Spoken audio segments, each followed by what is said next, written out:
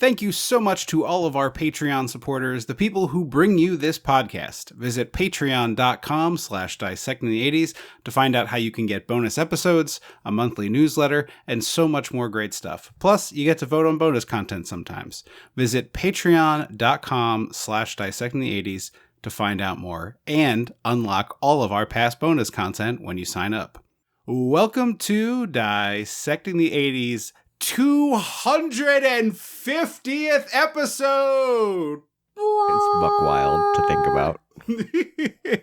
Truly 10 years. We're recording this like exactly 1 month shy of 2 years. 10 years, 2 years, Jesus. 10 years. 10, a full decade of this podcast. Holy shit.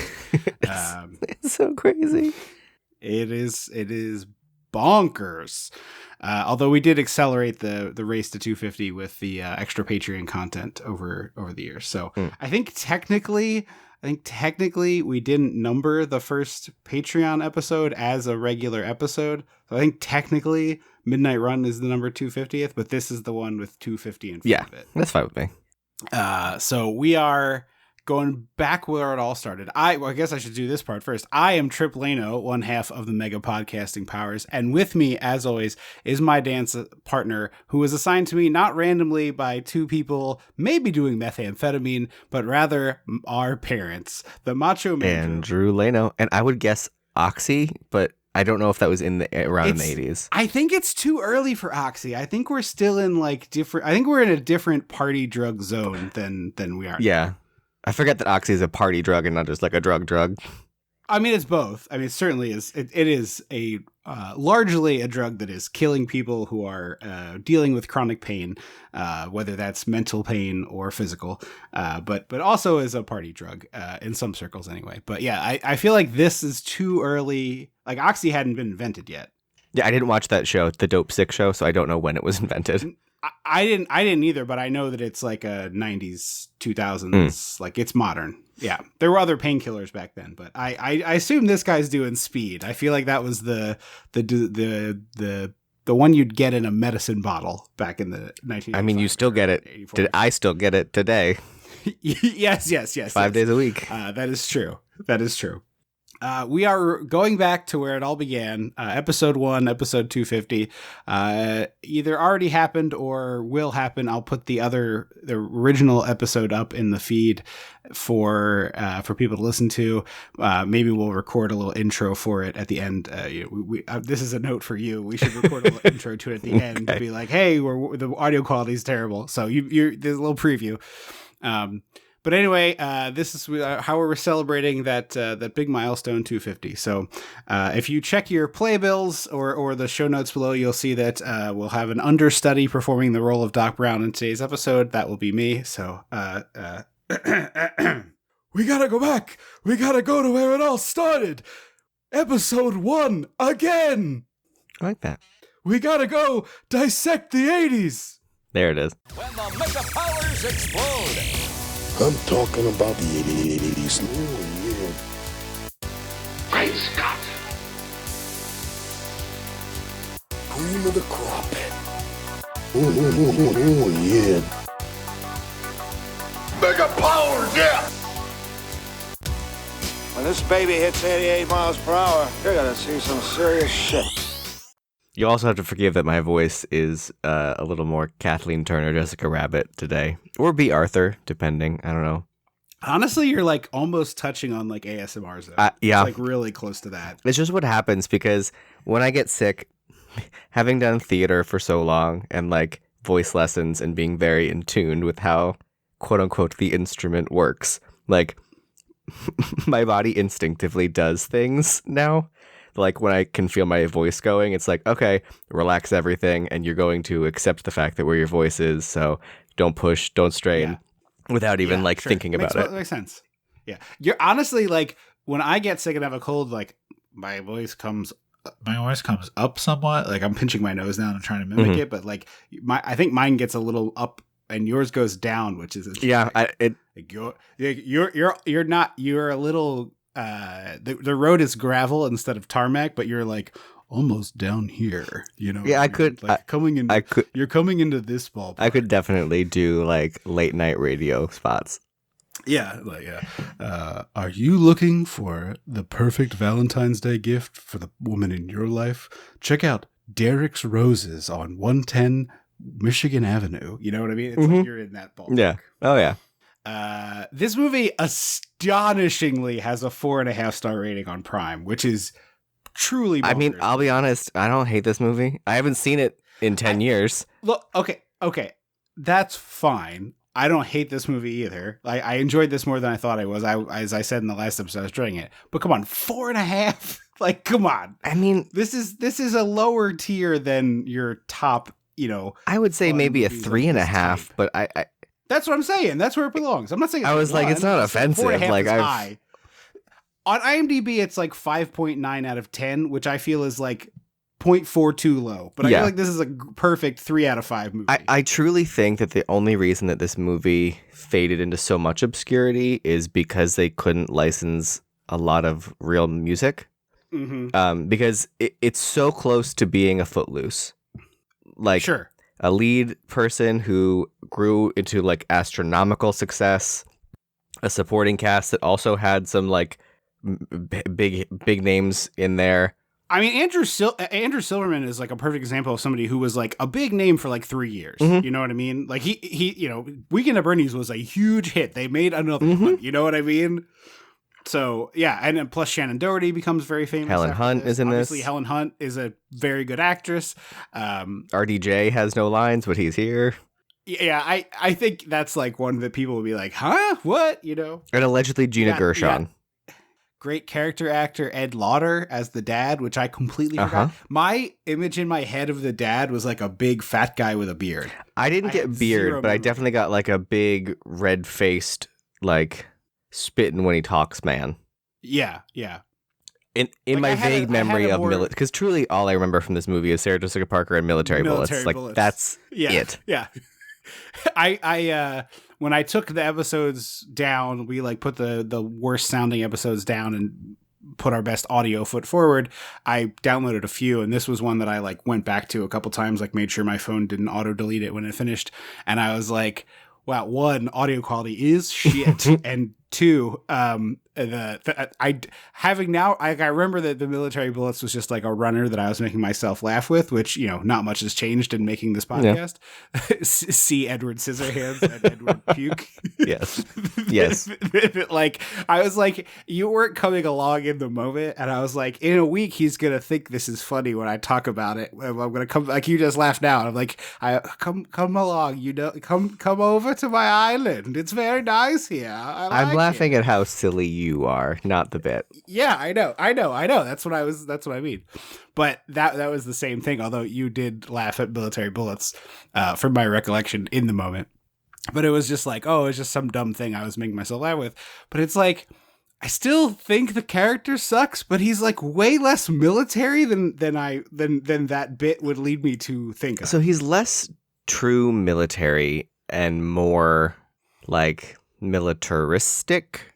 Yeah, he's just strict dad, though. You know what I mean? It's like, but he has the jargon. He does use some of the jargon. That's true. He does, but it's not like, yeah, I don't know. It felt less. It felt more just like generic strict dad with like a military veneer as opposed to like a full on military. We start this movie with a foot thing that's doing something for somebody. I mean, Footloose did it too. Was that before or after this?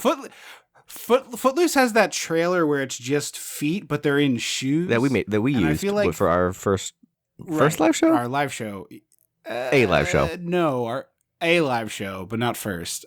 I think it might have been our third live show. Believe it or not, we used to have fun trailers for our live shows.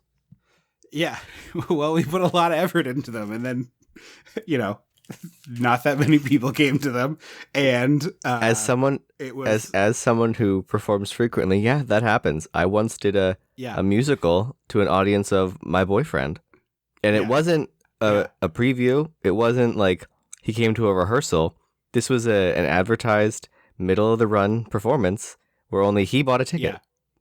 Well, the other thing is there are two outlets for live shows were the Philadelphia Podcast Festival, which did not survive COVID. Yes. And the Baltimore Podcast Festival, which I organized, like I created that, and I did it for 3 years, and then I moved away from Baltimore, and then COVID happened. Mm-hmm. So it was like, well, I had talked to some people in Baltimore about being like, hey, I'd love to not be the guy, but a guy on a team that does this, and it was like some forward momentum, and then it was just like, oh no, COVID, never gonna happen again. So also one of the venues that we did it at closed down. There was some issue with the landlord, bummer. I think, and so very, very cool venue. Doesn't exist anymore.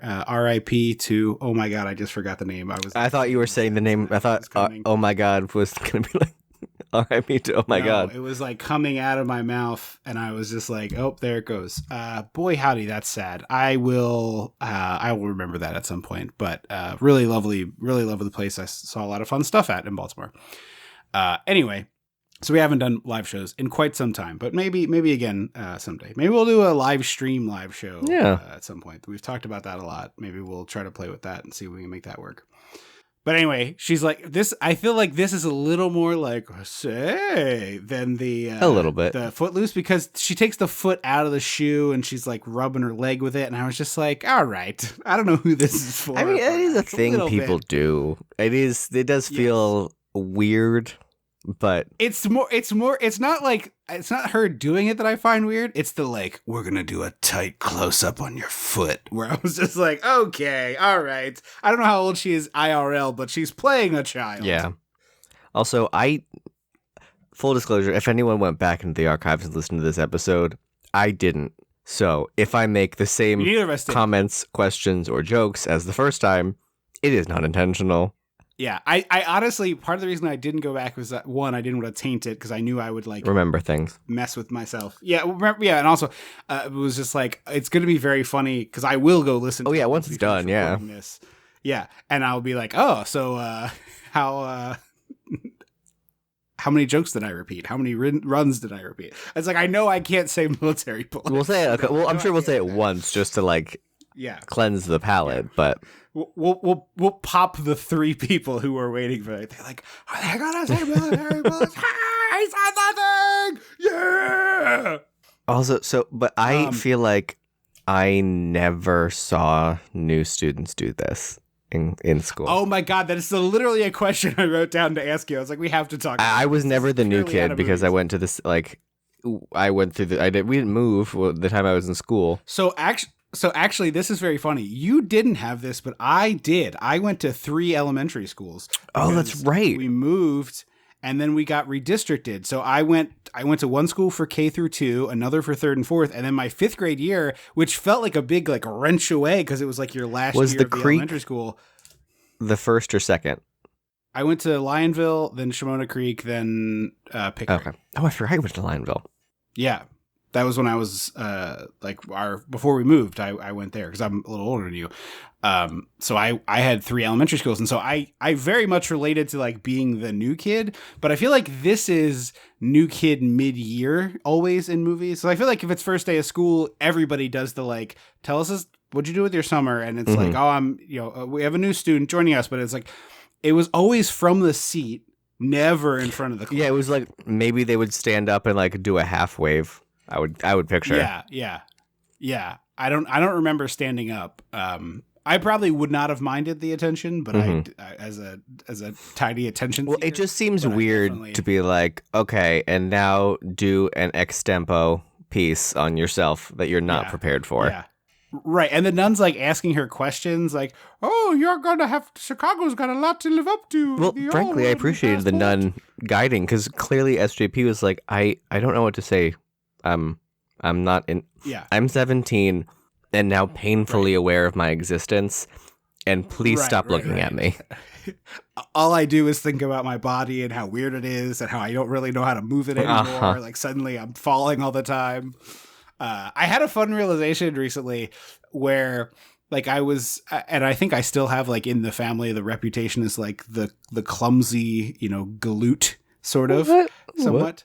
And it was like, I was wearing the wrong size shoes from age like 13 to 17. What? I was wearing shoes too big for me. Yeah, because my feet were wide, and I like for whatever reason we just like didn't know this information was like useful, I suppose. And so I had to buy like I'm a 10 and a half wide, which is a shoe that's essentially a square, more a or small less. boat.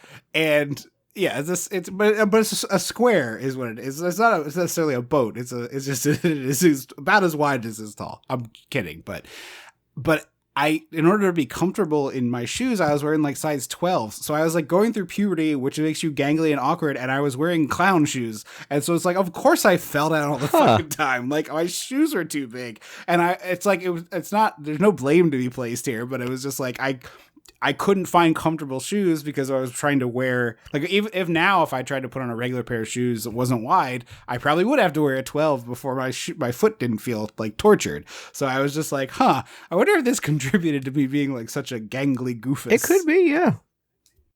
I was thinking about that last time I bought shoes. I mean, that's why Charlie Chaplin walked funny. He wore what? He wore one shoe that was bigger, that was too big, and one shoe that was too small, so he had a weird gait. Oh, interesting. I did not know.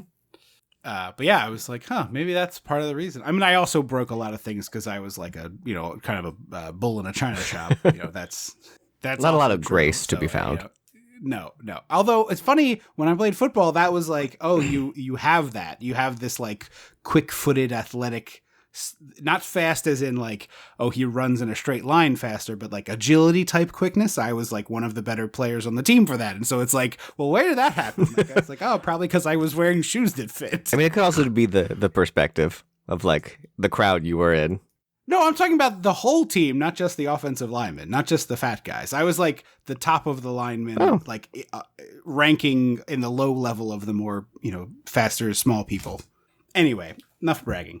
Sarah Jessica Parker is doing the standard, like, I'm new to the school.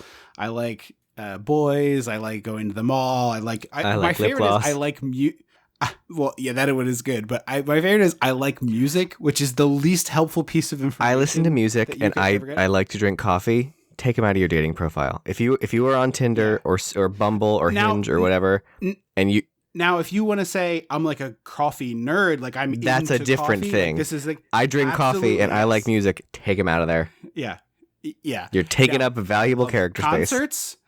I love concerts, and here's some bands I like. Good, useful information. Yeah, listing favorite bands is not I like music. So does. The only people who don't like music are robots, and pardon me, I hope this isn't you, freakos. Because like everyone likes music. Of course they do. That's like the most basic human thing. Do you also like water and breathing? Yeah. Although it is funny that people don't feel that way about movies. Like if someone said I like movies, my brain just goes, oh, that is a unique thing. Even though I would say 99% of people like movies. That's the thing.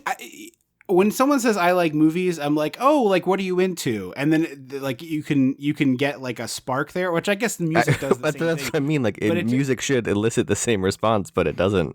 Right. Yeah. It's like, well, no shit. I would say, yeah, the movie thing. I think movie thing is less universal somehow. I think it's more like I've met a good chunk of people who are like, yeah, I'm just not into them. Like I'll watch a movie, but I don't love movies. My wife is more like that than me. Yeah. Like. Certainly, yeah. She's not a nerd for movies. She's like, she'll watch movies. She will enjoy movies, but like I'm 99% of the time the one's like, you want to go see this? You want to go see this? You know? Yeah. But she does gymnastics, which is not dancing, which all of these movies do and drives me insane. Yeah, it's not. It is an equally impressive thing, but it is not the same thing. Absolutely. Just make it a gymnastics competition then. Like, what are we doing here? Or I guess there is a way to incorporate some gymnastics into a dance that doesn't feel like, and now I'm taking a gymnastics break. Yeah. She does at one point like a bunch of coordinated handsprings leading to, I guess, a backflip or a back. I think it's called a back tuck. Count as a handspring? Okay. That's probably, I was like, there must be another name for it because your hands are involved, but it's just like. Yeah, I think it's back handsprings into a back tuck, I think. I will say they do quite a bit of dancing, but there's just a lot of gymnastics. Quite a lot of dancing. I just wish the gymnastics was more incorporated. Or just not instead of sitting on top. Also, we didn't mention Sarah Jessica Parker's got the super Elaine Bennis hair here with the like long in the back, shield in the front sort of thing going on. Yeah, it's the like sort of like an iceberg on the head. it's like a double side part on either side, and then the center portion is pulled back. It's hard to pull off. It honestly has like a lot in common with a pompadour. Yeah, or that like 60s kind of mini bump. Yeah. So her hair is enormous, and mostly I think this is so when they have the stunt doubles or dance doubles, I'm not sure which for these gymnastics doubles, frankly, for some of it, they can just easily hide that it's not Sarah Jessica Parker because they're like, you just have this huge wig on. It's like an octopus hanging on up there. Or they just put them in all shadow, but we'll get to that when we get there. Oh, yeah. So she says she loves this dance TV show, which is very much like a the Corny worst Collins name. Like it's up there with like Dance Unobtainium TV. And like this. Yeah. You couldn't do a single second pass at this thing and be like, Well, I don't get why it's not blank's dance TV. Like I always say Corny Collins as if Hairspray is just so ubiquitous. I guess Dick Clark's American Bandstand is probably the more. I mean, I would. Depending on the era. This could be, sacrilege. I think saying Dick Clark's Bandstand and Corny Collins show are probably equatable in terms of, cultural echelon. Do you remember there was like a Dick Clark's restaurant that we went to? It was at KOP Mall. No. What? I don't think it's there anymore. It was not like aggressively themed. Was it like a Planet Hollywood type thing where there's like memorabilia? No, there wasn't memorabilia. There was more like photos on the walls. It honestly was like a Johnny Rockets-y vibe. Okay. Like my memory is like linoleum and chrome. Are you talking about it became inside. Ruby's Diner? That would be the most obvious, like new. Now it's a owners pho just restaurant. Yeah. Is it? Is it still chrome? Yeah, it's the same interior, but it's called Pho-licious. Chrome and everything. Okay, that definitely was the Dick Clark's American Bandstand restaurant. I remember we went and Mom was like delighted by it because she watched that show as a kid. And so like obviously there was like, and one of pictures Dad's Times Square relatives was on it. That's right. I forgot about that. Yeah. So I assume that these shows were kind of ubiquitous, but the interesting thing about this one is it's like in Hairspray, I always got the vibe, maybe you would know more than me, so correct me. Corny Collins is like a local version of this, right? It's not a national broadcast. I think it might have been statewide, but it's definitely not a nationwide thing. I think it's beyond just Baltimore, right. But it's definitely not like so people in Nevada aren't watching the Corny Collins show. Yeah, I would guess that it's basically like the reach of the station, which is I live in DC, and with my antenna, I can pick up Baltimore stations. Yeah, sometimes, not always. Sometimes the weather blocks it, but like I can pick up them fairly easily. So that's probably it. It's based on like broadcast strength. It was probably like you probably could draw a circle about 60 miles outside Baltimore. So like maybe parts of Virginia, maybe parts of PA, Delaware, etc. Yeah, depending on how strong people's antennas were. So this one, though, is clearly more like a Dick Clark, like national show, because there's a couple from Miami in it, which later we find out. Well, they came to audition from Miami. That's insane. Well, I mean, I guess if they are on the Corny Collins show and they're like, "You're our best dancers." Oh, maybe the Corny Collins show Miami like funded it. Or partial. It seemed that's the vibe I got was like they're the best dancers on their local show, so they were like, "Hey." I need the Rosencrantz and Guildenstern movie where did I say that you right? Did? Okay. Where they like have a fundraiser to like it's like a prequel spin-off series. It's girls still just want to have fun. And it's like girls are about to have fun. Yeah. And it's like that bizarre Pink Ladies show on Paramount Plus where this is now look, there is a way to say the thing I'm about to say that is extremely racist, and I hope that we have the benefit of the doubt that I am not extremely racist. But it's hilarious to me that they do these prequels to things like Grease, where there is like, is there a single non-white person in that movie? I've not seen it. No, probably not. The sequel doesn't have any. Okay, so if there are any non-white people, they probably have very small parts. And then in the prequel Pink Ladies, it's like a very diverse cast of people of different races, and I haven't watched it, but there's probably a people of different people who aren't straight in it too. Members of the LGBTQ plus community are probably involved. Oh, there's lesbians in that show. Like, yeah, and then it's like, well, wait, what happened then? Where'd they all go? What happened to all these people? Why is it all just white girls with blonde hair? So in the couple clips of the Pink Lady show I've seen, everyone in that show is a senior, and the people we know from Greece are about to become freshmen. So like, it's like so the incoming class is just all white straight. the next, people. yeah. I mean, obviously, do with it what you will. Your mileage may vary. That's the fucking funniest answer you could have given me. But the idea is that they're like, oh, Rizzo, you're going to be a freshman next year. And Rizzo is like the badass senior bitch in Greece. That's fantastic. That's the stupidest idea imaginable. I mean, you know. Oh, that's really funny. No, look, it's better when things are inclusive. I think it's better that they're not like, well, the Pink Ladies is all straight white girls, so guess what we have to cast? Like, obviously this is an improvement, but it's very funny to me. I didn't realize they justified it in universe. I mean, I'm not saying that but the prequel is set like like 5 years before the movie Grease. Right. Well, they certainly figured out the answer to my question. I mean... well, no, this is like not really the same, but similar. Like I love the Purge movies, and I've talked about them on the show before. And it's like part of the reason why I find those movies so fun is like as the series progresses, the movies or the TV show, the all of it, the franchise universe of the Purge. Yeah, the franchise continues.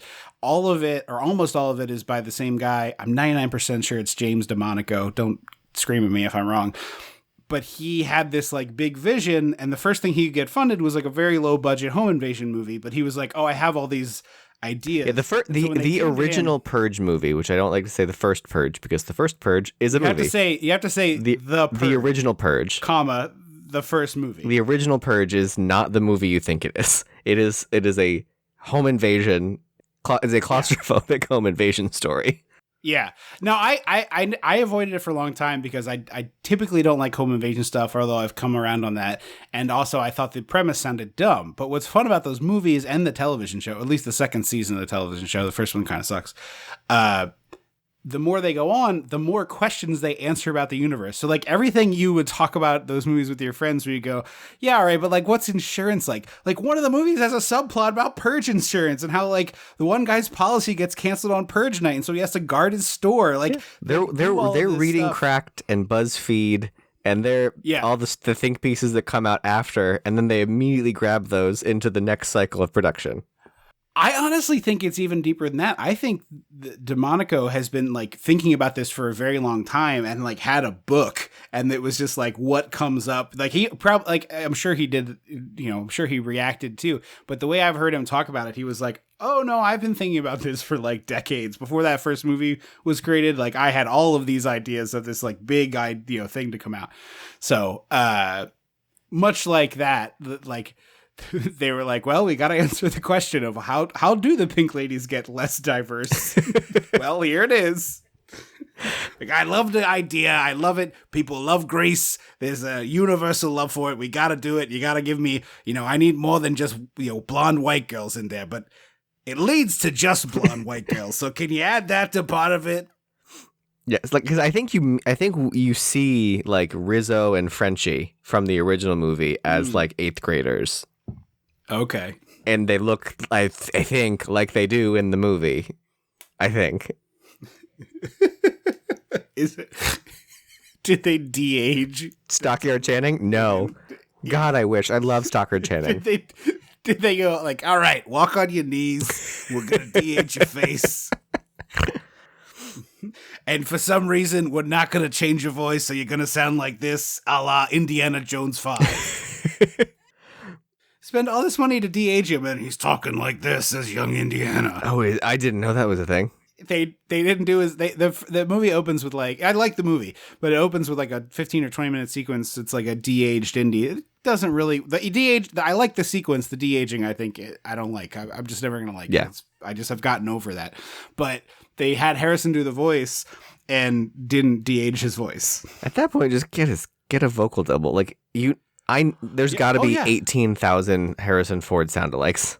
Absolutely. And the other that would be the preferred option. But the other thing they do now is they just digitize you as an actor and then basically turn you into Speak and Spell in the Snowpiercer.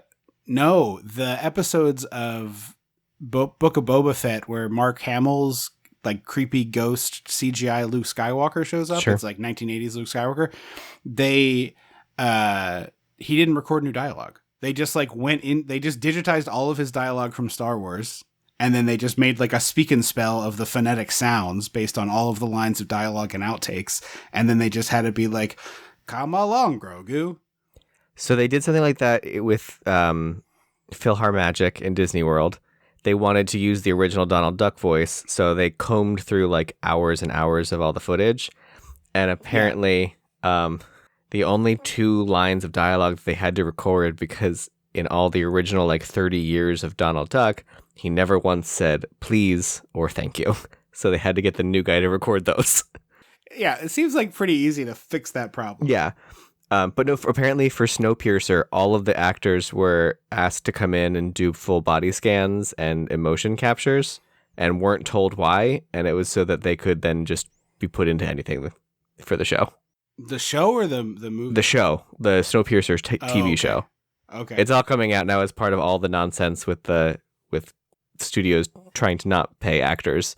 Yeah. Like how Zordon was paid $150. Total? He was like, they asked me to come in for one day. Got paid $150, spent hours filming things, and he is in every single episode of Mighty Morphin Power Rangers. Holy shit, that's like straight evil. Yes. Yes, it is. Like that's crazy. Did he at least get residuals? I have no idea. I've been seeing the headlines and the Twitters, but I've not. Jesus. Yeah, Zordon. So here's my big beef with the opening chunk here. So Sarah Jessica Parker's like, oh, I love this dance show, you know, da da da da. We get to the bus after school, and it's she's like holding her jacket out to cover for Helen Hunt doing a quick. I also always confuse Helen Hunt and Holly Hunter when I read their names. So I saw double H's. I was like, ooh, it's gonna be her. And I was like, no, it's not. You're gonna be a dancer. We're gonna get you up on stage. Leave dancing to the man? I don't think so. It's a new woman's world. That's my go-to line that gets me right into her voice. You know what's fucked? Obviously, it doesn't sound anything like him, but we have turned, because we live in DC and he's a person around town, have turned like Joe Biden into a character for our lives. And the Joe Biden voice that we do in our house is like pretty much right here. It doesn't sound very close like him. to Holly Hunter. Yeah, I've learned just now that my Joe Biden and Holly Hunter are the same voice. But we were at the cherry blossoms when they were blooming and walking around, and there was a presidential helicopter that came and did like a lap around the cherry blossoms basically, and then like left, and then it came back later, and we were just killing ourselves laughing at the idea that it was Joe Biden in there being like, bring around again, I want to see the blossoms. I'm also picturing that like the helicopter go around the other way my granddaughter's at that window, I want her to see the blossoms. I'm picturing that the helicopter gets too low and you get 2 scientists running out and like, cover the blossoms. Cover the trees. Cover it. They would blow right off the trees. Yeah. But it did like 3 passes around, and we just kept doing this stupid bit of like, oh, look at all the people out. Love seeing the people out in the city. It's basically, ironically, it sounds like Nicolas Cage doing a Holly Hunter. Yeah, it's sort of in there too. I could see it being like a Nick Cage impression. It's pretty versatile. Yeah. The bad voice, but it has become Joe Biden's voice in our house. Again, sounds nothing like him, but it's just like our version of it. So anyway, the Holly Hunter just blew my mind there. But we get this like rundown of the dance show, and this American dance show that's apparently very popular is hosted by some Australian jamoke. Like, where's the American host? So, what is this, a James Corden sitch? I wrote down. They just give us their trash. They're like, hey, we don't like this guy anymore. You guys take him. Yeah. I wrote down. I was surprised they didn't get like a real celebrity to be their host, but apparently this guy was something of like an LA celebrity. Like he was. Oh, like a local guy? Yeah. So he was like a radio DJ. I think it was sort of like. Okay. The way. My guess was going to be like sexy weatherman. No, I think it was in the same way that like if they put Angeline in something, like everyone in LA would know who they were, and some people outside might. Like, Yeah. so I think he was like, I don't know, C-list celebrity. That's lower than that, I think. I think if you're a local celeb in LA, you're probably lower. I don't know than about, C-list. maybe local's the wrong word, but like, I know what you like mean. syndicated radio host kind of thing. Yeah, And he hosted other like, not TRL obviously, but in that vein of like top Right. 40 countdowns. I was just saying, like, Casey Kasem is probably like a B-list guy at the height of his fame, right? At the very, very tippy top. So if this guy is lower than Casey Kasem, C-list feels high. That's all I was saying. Yeah. I mean, maybe Although he and I don't Casey know, Kasem maybe- were on par at this time, and time could just be. forgot about him. It could. Well, he didn't voice anyone on Scooby-Doo, so why the fuck would we remember him? I want you all to turn to the other dial and tell that guy to fuck himself. Casey Kasem, over and out. Was he Shaggy or Scooby? Yeah, definitely Shaggy, not Scooby. Wait, no, Frank Welker was Scooby. Yeah. All animals in all animated things are Frank Welker. Yes, they are. Although he also does Fred, and he still sounds like a late 20s. Welker does Fred? Yeah.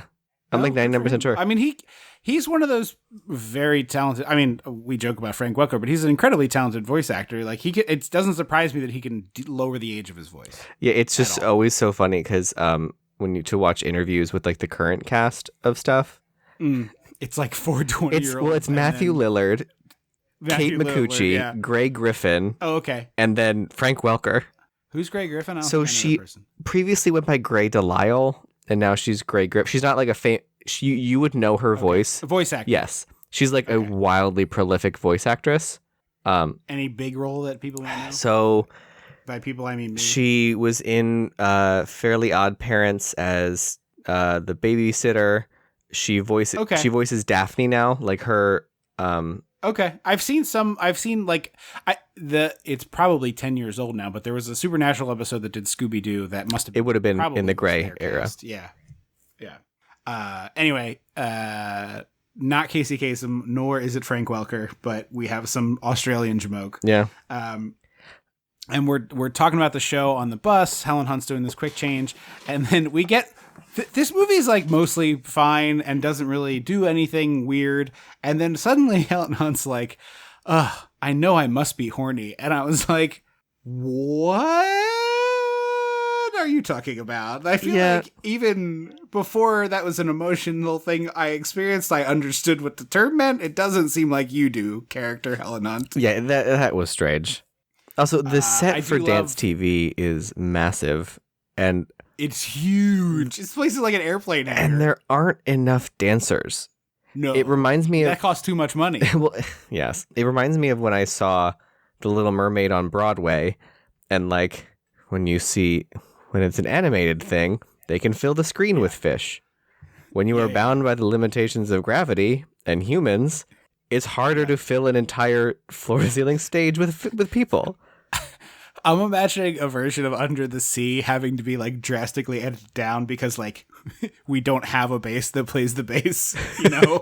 No, so like the problem is But he's got, instead of it being the like 22 instruments that Sebastian runs down, where, you know, the harp plays the harp, the bass plays the bass, he's like got 4. no, so they do name everything, but the problem is they were able to fill the stage floor, but then like it just looks very empty because there's nothing for the 20 feet above the actors' heads. Sure. So they had to. They need like some fish on strings. They needed that instead of the Heelys. What's the thing you put over a baby's crib? A mobile. They need a mobile of like a bunch of fish, just like that lowers and has like swimming fish. It should This have would work, right? So what they did was Like if you only put like 3 fish in a circle, it wouldn't feel like a mobile quite as much. No, I get you. It would just they would move around. Yeah. Okay. What they did was have 2 or 3 these like 10-foot tall pillars on the stage, and they each had an actor like sitting on their knees on top of them. And then, do you remember Sky Dancers? Bad. Yeah. So like they had like Sky Dancer arms. It's like a string with a thing at the end. No, so the arms of the Sky Dancers were their propellers. So they were like their arms, and then they But I'm saying, the Sky Dancer was like you'd pull a ripcord and a thing would. and the launch toy into would it, go, right? and the dancer would spread their arms. Okay. So they would columns would slowly spin, and these poor actors would just like raise their arms and lower them just to fill the space. So they were the sky. It was literally a slow sky dancer. That's a bad idea. It is. My idea it needed is work. much cheaper and better. A lot of that show was great. A lot of that show needed work. Why is it that I, off the top of my head, could have made a better thing than a person? So the problem was probably that they didn't have any room left in the fuck. The scaffold. Or yeah. Oh my god. I'm mad at myself that I can't remember the word. Fly space was already full from all the other shit was up there because like Prince Eric's boat was like 3 separate flies so that it would break every night when like. The lightning hit it, it would go in pieces and shift and move and break. I'm going to take your note and I'm going to say, okay, great, no problem. We'll make the mobiles on a roller with a big arm that sits on the stage and we'll just paint it the same color as the backdrop. We'll roll it out, let it go, and then the stagehands can roll it away. Yeah. Done. Fixed it. Again. I bet they also probably Money, didn't. Please. I bet they probably also didn't want to just repeat Lion King. Because a lot of Lion King is like the puppets and the wire work. So I'm sure part of it was like we can't just repeat ourselves, but yeah, if it works, yeah. So you mentioned this already, but this is my big beef with this movie is like we cheaped out on the music, and it feels like the Hallmark Channel equivalents where like my running theory on all those Hallmark movies that they make 6 billion of for Christmas is like they cast actors that kind of look like people who are famous so that for Grammys and Grampies, they can be like, is that the actor from the movie we saw before? And you're like, oh yeah, sure. It looks like that person, you know? So all of these are actually, like, Grandma, no, that is Superman. Yeah. That is, in fact, yeah. More men have walked on the moon that have played Superman on television, and this one has had no career bump from it. Truly shocking. Well, he was in the forgotten one. He was in the Bryan Singer one. The one that they've erased. Yeah. Expunged from the record. Yes. But all of these songs are like legally distinct copyright-free versions of songs, you know? And they're not, like, I Googled them, and they're not. One of them not exactly was real. that. It was dancing. It was a cover of Dancing in the Street. It was the only one I truly recognized, other than the weird cover of Girls Just Want to Have Fun. Right. So this first song was like a real like, man, this sounds like something I know, but it was songs that I wasn't like a huge. The two in this that really drove me crazy are songs that I wouldn't call myself a fan of, but I'm familiar with. So I don't really know the lyrics and I don't really know the beat perfectly, but it was just enough to make my brain a little itchy. And so I was like Googling like 80s song sounds like X, like doing all this stuff, trying to get to what I was looking for, and could not find it for either of the two songs in this movie. So I truly drove myself a little bit crazy, but it's like, oh man, just spend a little more money. And you can't, I'm sorry, this is a movie crime to give your movie the title of an incredibly famous current song and not pay to have the real song. No, Cyndi Lauper refused. There's got to be a number she wouldn't have refused. You know what I mean? Like the number existed. I don't know what it was, but Cyndi Lauper, who we like on this show, much like us, would take a big check eventually. Well, so I think at that point it's their budget. How much money do they have in their budget to spend on a single song? Then call the movie something else. You know what I mean? Your bad cover of Cyndi Lauper isn't annoying if the title of the movie isn't the title of that song. Yeah. In my opinion. Apparently, according to IMDb, Cyndi Lauper didn't write Girls Just Want to Have Fun because her version was in fact a cover. Yeah. So it's actually written to be performed by a man. The original version was written, written to be performed by a man. Which is weird. Like it's just she must have changed words. I've not heard the man version, but she must have changed words to it because the performer is singing an I song. I'm guessing that. Well, I think it's possible. I haven't heard the original in a very long time, but I think the original is probably more like you. So I think she just changed like U's to I's kind of thing. Yeah, maybe. But because she didn't write it, she could not say you can't use it in the title, but she could say you cannot use my song. Interesting. Yeah, I just feel like just name the movie something else. Yeah, but I mean, you got to cash in on something. I guess. Yeah, I mean, that's why it's a movie crime, because you're just doing a cheap cash in. You know, that's what drives me crazy. I'm sure we made this joke on the original episode, but I love that Helen Hunt is excited that they have a 25-inch TV at the house that she babysits. Always fun. She's she's bringing SJP over to watch the show with her because SJP is going to miss the beginning. And she's like, oh no, come with me. I'm babysitting. And then you expect when someone says I'm babysitting a child of a certain age. Not a literal baby.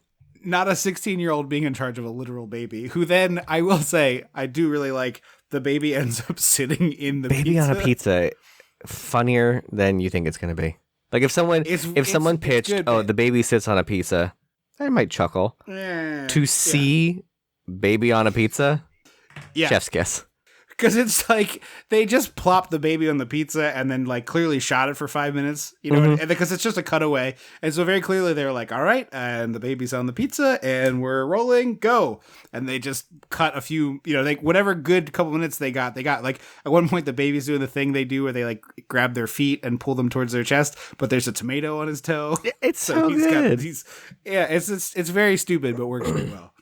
They announced that there's going to be a contest to become a new dancer on the show. Yes. And did you catch that there's like a little football dance number here? It's very Lady Gaga. I was like, this is Andrew's. The extent of Andrew's knowledge of American football comes from watching this one scene 10 years ago. Yeah. It feels very Lady Gaga, though. Like when she did the Super Bowl. Oh, yeah. Yeah. We briefly meet hunky, shirtless basketball playing man. Tangent time. Did you watch the Muppet show, the Muppet Mayhem show? I have not yet, no. The one about Dr. Teeth? There's a very dumb joke in it that really made me chuckle that you said Lady Gaga and it made me think of it. The Mayhem make a mistake and accidentally anger all of the fan bases of other bands by a tweet they send. Okay. And so it's like the Beyonce crew rolls up Bayhive. and they jump out and they're like, it's the I thought it was the Beehive. I mean, Beehive, they say Bayhive. Beehive on the show. Okay. So they're like, it's the Beehive. And oh God, it's Lady Gaga's Little Monsters. And they come out and then they do like a bunch and then there's like a pause and then like another wave of them comes and they're like, oh no, that's the BTS army. And there's Rihanna's Navy, which I didn't know was a thing, but I guess is a thing. And then it's Joe Latrulio from Brooklyn Nine-Nine. I love him. Peralta's buddy. And he goes, oh, wow, the Natalie Merchant Marines. That's brilliant. I was like, I fist bumped him. That is the level of wordplay I expect from the Muppets. Yeah. Like, oh, man, that is a deep cut in so many ways. Anyway, back to the Girls Just Want to Have Fun. Jonathan Sullivan, Weekend at Bernie's Own. Yeah. Playing basically the same character. A remarkably similar character. And that, so we briefly meet the hunky shirtless boy who's going to be our lead.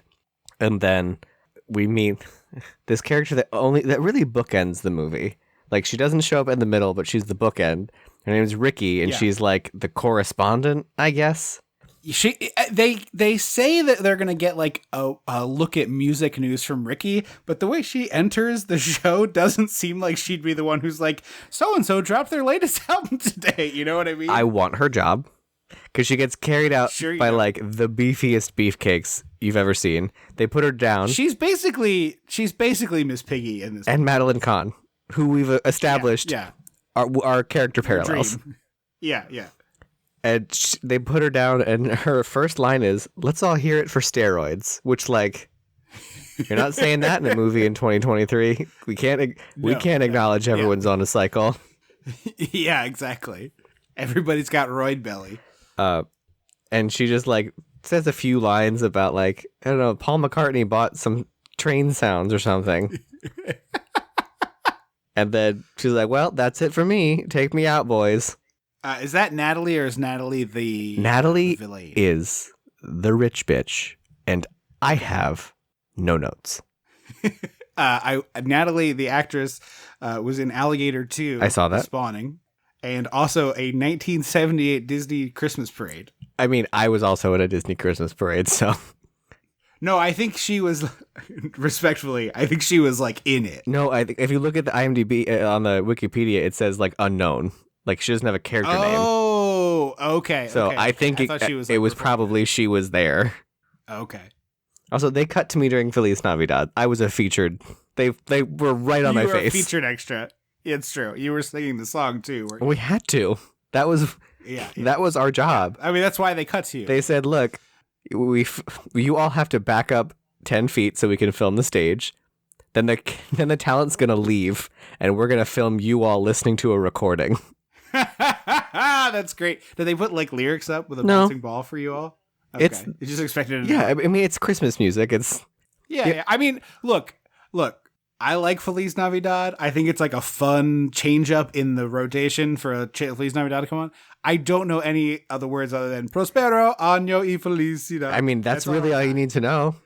Yeah. Enough to get pulled up for that one. Honestly, the only new song I heard, quote unquote new, was Ariana Grande's original Christmas song. Okay. She almost fell because the stage was wet, and she wears like 8-inch platforms. We go home. We see Sarah Jessica Parker's pops, who is Ed Lauter, great character actor. Cujo, he plays the coach in Not Another Teen Movie. I don't know if Oh. you've seen that. He's doing like a riff on Billy Bob Thornton, kind of. Also in The Longest Yard, and most importantly, Original? both. Oh, They like brought him back as like a wink in the second one. I don't know if it's the same character. I forgot to write down the names. But also more interestingly, a movie that I recommended on our newsletter, which you get if you're a Patreon supporter, The Town That Dreaded Sundown, the 2014 version. I've been meaning. to share. That's been on my list for so long. Have you done the double? It's that's the plan. I really recommend it. They're both like 80 minutes long, so it's like an easy double feature night. My wife was not interested in watching the 70s one, so I was like, all right, well, I'll watch the new one with you, and then you go to bed, and I'll watch the old one. Okay. Fun. Because the new one 70s like reference this, like the original movie exists in the universe. They put them together in a really satisfying way. It's very entertaining. Isn't he also in My Blue Heaven? Ed Lauter. He might be. I didn't catch it scrolling through his IMDb for the writing these down, but it's possible. I think I saw he was. Robert Underwood, I think is the name I saw. I don't remember who that was in My Blue Heaven, but I don't know. He's probably one of the fake Italians. probably. But he's a huge asshole. Mom's a huge pushover. Yeah. Yeah, there's like a moment later where Sarah Jessica Parker is like, Mom says we have to let him win the battles so that we can win the war. And I'm like, oh, that sounds like an abusive relationship. Literally, I was like, oh boy. This is the first time we get the fake girls just want to have fun. But and we're like leading up to the I'm fine auditions with that this she's not one allowed because to it's go just the opening instrumental. It is. It's a It is tease. just the instrumental. Yeah. Well, that's the thing. You could get away with that. That's what they should have done. They should have just kept it with that. Yeah. Silver. This is one of the better sequences of the movie. Like everybody gets some fun stuff to do. All the characters get like a little bit of a game in these sequences. Silverman is driving with fake Joey Lawrence, who that's what I wrote. Oh, the down hunky- as in my the notes hunky other lead? Times. Yeah. The hunky lead was actually Ben in Ben, that rat movie, horror movie from the 70s. I don't know if you've ever seen that. I've never seen it either. Isn't it but- called Willard? No, there's 2 rat movies. Ben is the other one. Oh, I didn't know about Ben. Willard, I believe, is George McFly. George Romero. No, George McFly is, what's his name? No, I think Romero directed it. I'm aware. Okay, all The right. guy who plays Yes. George McFly Crispin Thank Glover you. is Willard. Yes. is Willard. Okay. I was like, well, no, we're saying different things. We are both correct. I need you to I help know, me. but we needed to say both sentences because the audience will be like, no, George McFly's not what? So anyway, Andrew Silver knocks over all these bikes and then pops the trunk and he's like selling I love t-shirts. this setup. It looks very much the same as now I'm blanking on his name. The guy who played Mr. Banks, his character in Bedknobs and Broomsticks. He has he has this like setup where his briefcase like unfurls into stuff. Yeah. And it looks like the movement feels exactly the same. I get what you're saying. Yeah. George something. It is a similar entry. Yeah. I don't know the actor's name, but I do know what you're talking about. And then another guy rolls by with a cart also having this same idea. And Silverman's like, apoplectic that someone else thought of this, which I liked a lot. Helen Hunt has a cricket on her hat, which I is didn't notice it for the completely longest inexplicable. time. This giant grasshopper. Really? Yeah, I don't know why my brain just like glossed over it. The hat thing is never explained. Like she's clearly someone who's like into fashion, but the hat, she's always wearing hats. I remember this joke from our first go around, actually, that you called the movie Girls Just Want to Have Hats or Girls Just Want to Wear Hats. I mean, which is like fully true for Helen Hunt's character. I mean, if they gave this movie 5 more minutes of dialogue, they would have included that she was an aspiring fashion designer, not a dancer. Yes. Yeah. The rich girl who will be our enemy throughout this, she does this like power slide Again, move like, with her car and no almost hits them. fucking notes. Her entire performance, she knows who she is, what she was hired to do, and what she brings to this film. There's no subtlety. There's no nuance. There's I am a rich bitch villain, and that's it. The scene entrance later where she opens the curtain is so funny. I legitimately laughed out loud. We'll get there in a moment, but Helen Hunt goes full Michael Myers murder, She does. and she power stalks up to the edge of the car, and the girl, the rich bitch, is like, oh shit, and she just like leans in aggressively and then checks her hair in the mirror. Really, really good stuff. Turns out these two are enemies. We never learn why. Yeah, I thought she went to their school, and then I realized she doesn't go to their school. No. There should be, like, again, it's like just 2 lines. Like, 1, Helen Hunt wants to be a fashion designer, and 2, like, what did this girl do? It feels to me, another backstory, the Girls Just Want to Have Fun and a Half, the prequel, the simultaneously set prequel, is actually, it would be a full prequel, but Helen Hunt and this girl were like the childhood friends that had a falling out over something. Oh, they were the Regina George and Janice Ian. Yeah, they had like a clubhouse. Maybe they were neighbors. Then the girl's dad got a promotion. She moved to this new house. It was like really fancy. Now she doesn't want to hang out with Helen Hunt anymore because she's poor. I like this. So I will say I don't have a lot of major complaints for this movie. This sequence is one of my major complaints. The dance audition? I don't understand why this dance audition is outside when you have the largest studio I've ever seen that like clearly can't be used all the time. It's because it's being rented out to film Star Trek in the interim. No, it's being filled with LED screens to shoot The Mandalorian. Yes, yeah. I don't get why it's outside. I don't get why the numbers aren't distributed in order. Yes. I don't understand why it wasn't clearly stated this was a partner audition or a single audition where we partner you up, because that is wildly, disparate levels of preparedness for people. Yes. There's no clear indication of like what kind of dance, like what style of dance they're looking for, even though you would imagine this kind of American Bandstandy show would be like popular current dances, maybe some jazz, whatever. Because we're beyond doing the mashed potato and the alligator and anything else that, Pickett says in Land of a Thousand Dances. We're a little past that. Yeah.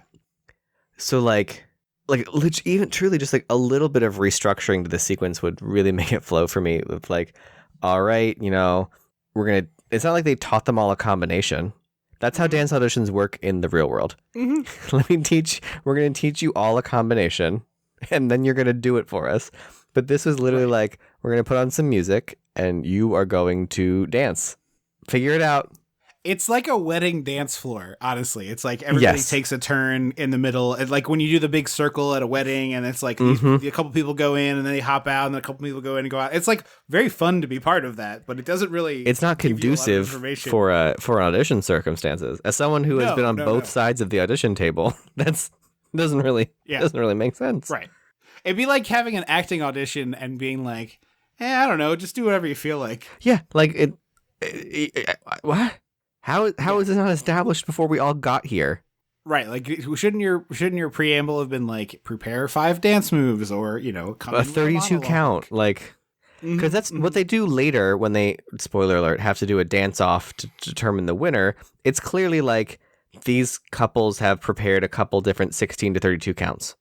And so they're not really dancing with the music per se. It's sort of like doing floor work if you're in a dance class where you're just like traveling and you need a rhythm and a beat. So like as we said before, this movie is so indebted to gymnastics. The dance competition, not this part, but the later parts and certainly the parts like the finale, final showdown, almost feel like gymnastics floor routines more than dance. They do. It's also where there's music, but it's not like to the music. Exactly. It's more like accenting the performance. it's just something to hang this on. Right. It's also not clear like when they change lines, who goes when, like Right. And then there's another funny part. Like after they weed out the first batch, they do a few dances. We weed out the first batch. Sarah Jessica Parker makes the cut. Helen Hunt does. What's his face ruins a set piece, by the way. Hunky lead jumps through a piece of like a paper that is clearly part of the set piece. Oh, and like yeah. you're cut. If you ruin the set, cut. Maybe that's why they had them auditioning outside on this temp stage as opposed to the real one, so that they could have that moment. That's fair. But when they make the cuts, there's two audition people, a man and a woman, and the man is the original voice of Launchpad McQuack. No way. Yeah. And he's got a lot of TV credits. People would know this guy. I didn't write his name down. I'm sorry. But Helen Hunt loses in the first cut because she gets paired with this goof. We later find out he threw the audition on purpose, but that's not known now. But it's like, that's not really fair. Like, like, shouldn't there be like all the women dance and then all the men dance and then you like cut them down and then pair that group up? You know what I mean? It should be, we have to audition as a couple, or you have to audition alone and we will pair you up. Yes. The fact that it is both of those situations is like mind-numbingly stupid. Yeah, and you would start the day with a couple auditions because it's very possible you'd go like, "Oh, we have 10 great couples. We don't want to make more. We don't need the individual auditions." Sucks to suck, individual. Sorry. Right. Yeah, it's a couple show or whatever. Although it's not. It's weird. Anyway, the show doesn't explicitly feature couples dancing in any of the clips we see until this competition is announced. But they mentioned that there's couples because I feel like in a lot of those shows there was like the lead couple kind of thing. Sure. You're probably right. But he's like, they make the cuts and he's like, all right, you dance with you. And he breaks up a couple. An established couple that is clearly wearing matching outfits. And then he's like, oh, you're too tall for her. And he changes his mind and puts Sarah Jessica Parker with fake Joey Lawrence, who is her partner throughout the movie. And it's just like, man, I don't know shit about this, but this seems like a bad way to go about it. Yeah, again, as someone who's been on that side of the table, that does not make sense, my dude. That does not work. And this is the first time we see Sarah Jessica Parker fire off a bunch of handsprings, like before she gets cut, or before she makes the cut, rather, not gets cut. And it's, again, like, that's not really dancing. And then this guy, as he's like talking to her, reaches into his pocket for this bottle of pills. I'm sure it was in the script, but this felt like an ad lib where he like pulls this bottle of pills out. Yeah. And then the woman he's working with like reaches over and takes them from him. He's like, hey, I need that. Get me that. It's just like, wait, what? Did you think that the scene was over and they called cut and now you were taking your whatever they call them, benzos? Quaaludes. Is a benzos an upper? No, Quaaludes are a downer. He wouldn't be taking a Quaalude. I don't know if benzos are an upper. I think I'm not cool enough to know that information. I literally today was reading a Wikipedia entry about a book and it mentioned Benzedrine. I think that's uppers. I think that's it. Anyway, it doesn't matter. So I think what like really endears this movie to me is the acting is generally very natural feeling. Like no one's trying too hard. No one is annoying and swinging too big. Like everybody's very cute, like both in their faces adorable. And also as their performances. Like everyone's performance is cute and charming. The chemistry is good. Everyone knows what kind of movie they're in and how big to swing. Yeah, for the most part, I will say I could go 10% bigger on the dad. I think he could be bigger. Yeah, I can see that. But I would rather need that than be like, ooh, too much. Like we've seen, we have 250 fucking episodes of proof. Yeah, we've seen a lot of big boys. That too big is not always, with the wrong director, too big is too much. Yeah. But I also really love the way that Shannon Doherty, fake Joey Lawrence, and their dad are. Like that family dynamic. They feel like a real family. It's written like it's not like, hey sis, how is it going? Yeah, and we don't go too far the other way where we're doing Folgers commercial stuff. Exactly. Even though, like I've definitely said before on the podcast, that is not a universal thing that is known. that the Folgers commercial is incest. Well, go look at the Folgers incest commercial if you haven't. Because seen it. I once made that joke at work about, I was like, oh yeah, like the Folgers incest commercial, and I watched that lead balloon drop on the floor through the ice, and I was like, and everyone just stared at me, and I was like, you know, that thing that everybody knows, right? I've always said the creepy brother sister Folgers commercial. Maybe that. I mean, I would think maybe the word turned people off. I guess, but I was just like, no, this, and then a couple people were like, oh, I've seen that before. That is creepy, and I was like, yes, the cultural zeitgeist has decided that this is weird and creepy and incest. You all ruined this for me. Yeah. But like the whole dinner sequence is really cute. Shannon Doherty's like chastising her brother and preparing dinner. There's a sequence where dad is like giving a speech he's clearly given 100 times, and Shannon's like over his shoulder, like mouthing along with him. Yeah. Like it feels very like natural and earnest, and I appreciate that because so often family stuff is not good in movies. Oh, for sure. And I also like the juxtaposition of, you know, the Sarah Jessica Parker's dad is like strict and kind of a pain in the ass. She and her brother have a really nice dynamic, but the dad is kind of like a nightmare, versus the Joey Lawrence, Shannon Doherty household where it's like they have to do a lot. He's a single dad. The mom is clearly dead, but the two of them are like, you know, the three of them honestly feel like a good team. And like the dad comes in and he's like, oh, is supper almost ready? Or I assume supper's ready might be what he Something says, like that. but it's not. It doesn't come off in the like, where's my fucking dinner mode that you would think that Ed Lauder would bring from his military bullets job. Well, and also like in every... I come home from a long day. I'm making bullets, military bullets. I want my goddamn steak and on the table. Although minus 1,000,000 points because the fake Joey Lawrence family has the carton of milk on the table with dinner. They have milk for dinner. You fucking freaks. But also like in every other version of this movie where the blue collar dad working at the Sparks factory comes home for dinner and his son goes, I'm in a dance competition. I'm going to be a dancer. Every other version of that says no son of mine is going to be a fairy.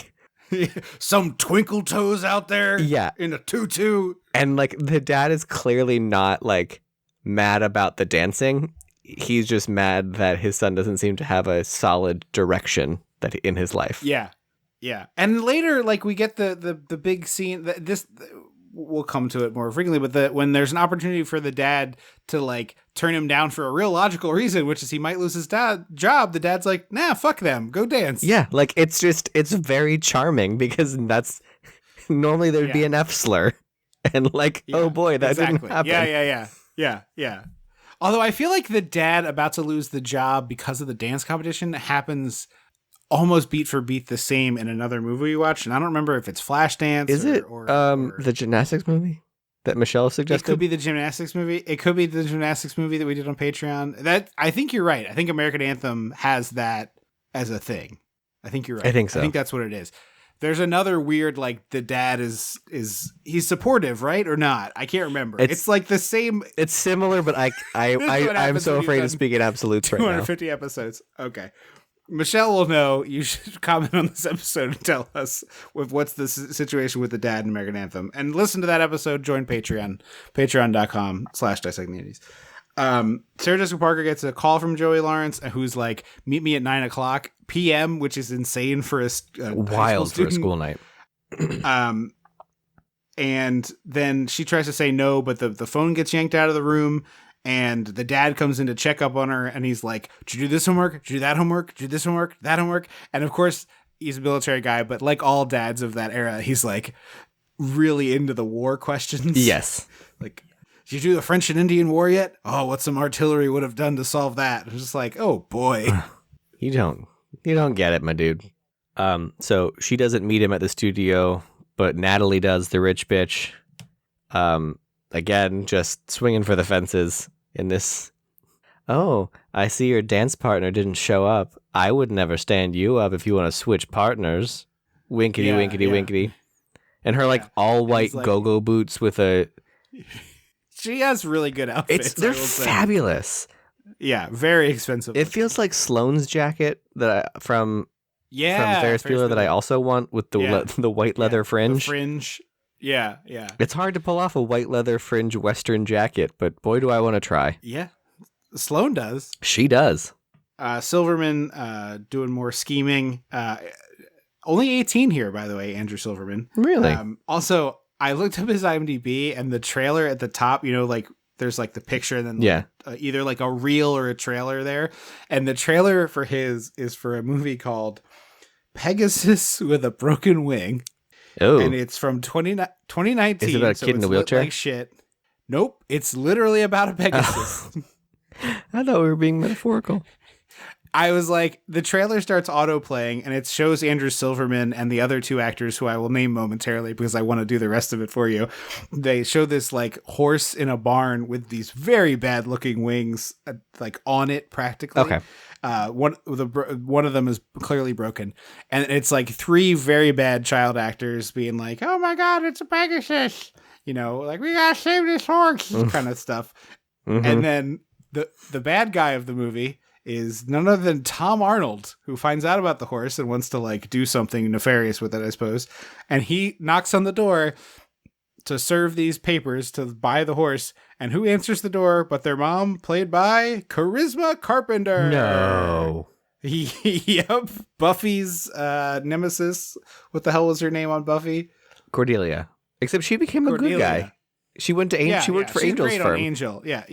She's great on Angel, but she was Buffy's nemesis. That's not inaccurate. So you got Andrew Silverman, Charisma Carpenter, and Tom Arnold in Pegasus with a Broken Wing. Oh boy, a movie that should have been titled Pegasus. We all gotta pay our fucking rent checks. A must miss.